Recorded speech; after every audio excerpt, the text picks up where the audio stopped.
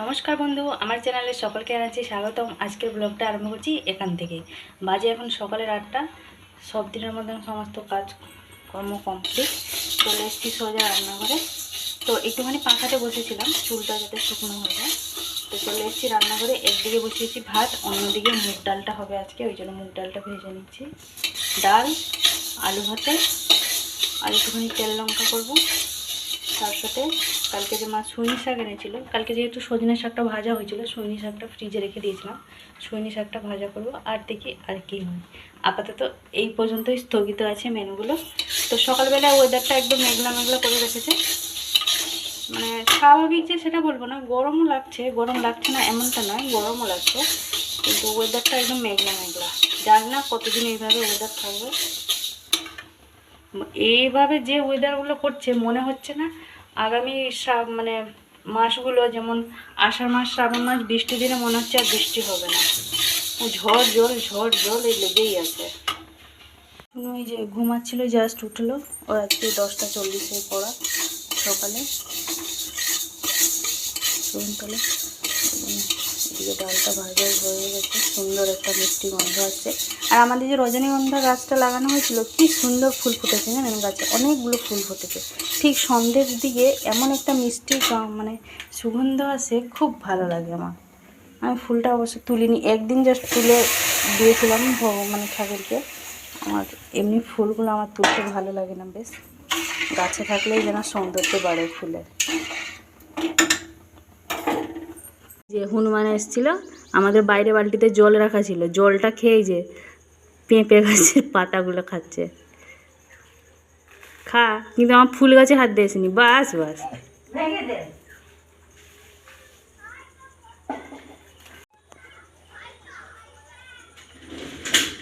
Biscuit দিলে কেরকম হাতটা নেবো দেখি।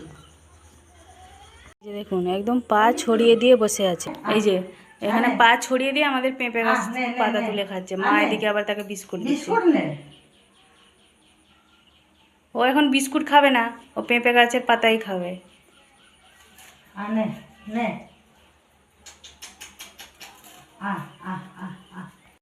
পালিয়ে গেল, বিস্কুট খেয়ে চলে গেল।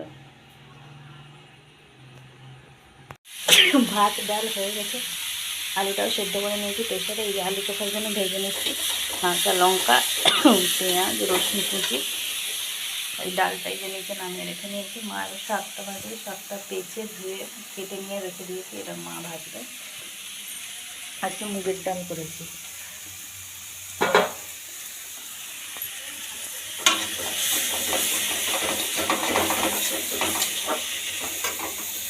10:30 মতন বাজে, আমি রেডি হয়ে বসে আছি। শুনে এখন রেডি হচ্ছে, তাকে নিয়ে যাবো বলে টিউশনে। ও খাইয়ে দিয়েছি। আজকে তো বললাম মা সুইনি শাকটা ভাজা করলো, বাকি মানে ডাল আলু ভাতাগুলো আমি করবো। ভেজে যদি আলু চোখাটা এখনও করিনি, আমি থাক যখন খেতে আসবে ওই আধ ঘন্টা 1 ঘন্টার আগে থেকে মাখিয়ে রাখবো। আর মেঘলা মেঘলা ওয়েদার হলে কী হবে, এত গরম লাগছে না, বিরক্ত লাগছে না, অস্বস্তিকর।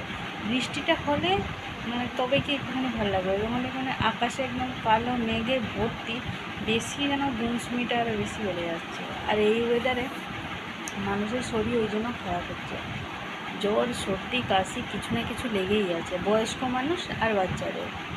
ভেজে গেছে দুপুরে 2টো, খাওয়া দাওয়া কমপ্লিট। সোনু বললো খিদে পেয়েছে, আমি বলছি ভাত খা, মুড়ি খা। না আমি কিছু খাবো না, আমাকে ভাত মুড়ি খাবো না, আমাকে কিছু একটা করে দাও।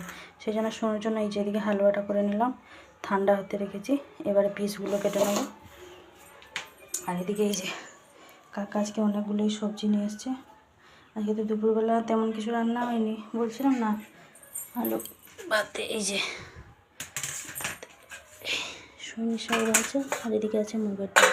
সেই জন্য ভাবছি রাত্রিবেলা কিছু একটা সবজি ভাজা করে দিলে রুটির সাথে খাওয়া হয়ে যাবে। তো কী ভাজা করবো সেটা এখন ভাবনা চিন্তা চলছে। ঢেঁড়স আলু দিয়ে ভাজা করবো না চিচিঙ্গিগুলো ভাজা করবো, সেটাই ভাবছি।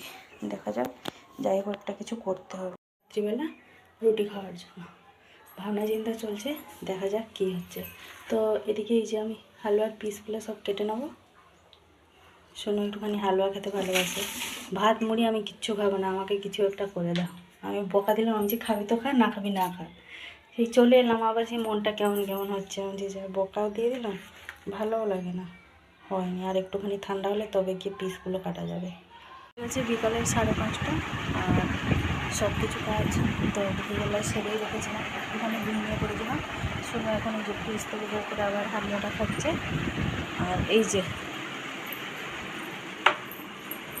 আকাশ ডাকছে, আর হালকা মতন একটুখানি বৃষ্টি হয়ে গেল।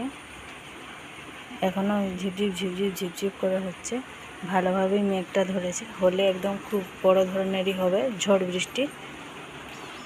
এদিকে এই যে রুটিটা করে নিয়েছি, রুটি করে নিয়ে একটুখানি চিচিঙ্গাটা ভাজা করছি।